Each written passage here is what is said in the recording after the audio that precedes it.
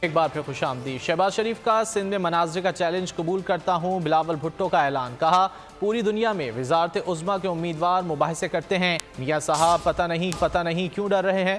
تھر پار کر یا کراچی کہیں بھی آ کر مناظرہ کر لیں۔ طلبہ کے سوالوں کے جواب دیتے ہوئے کہا حکومت میں آ کر 17 وزارتوں کو بند کریں گے، اشرافیہ کو دی گئی 1500 ارب کی سبسڈی ختم کر کے رقم غریبوں پر خرچ کریں گے۔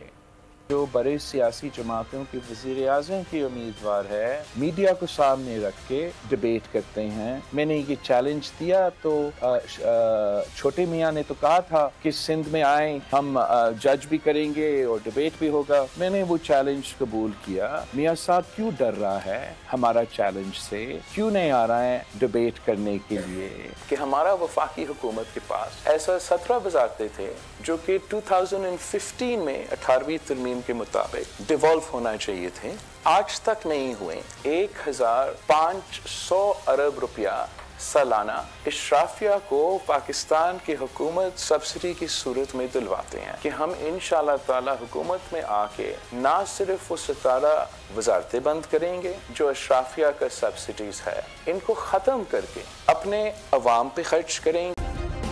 سبسکرائب کریں اور بیل دبائیں تاکہ کوئی خبر رہ نہ جائے۔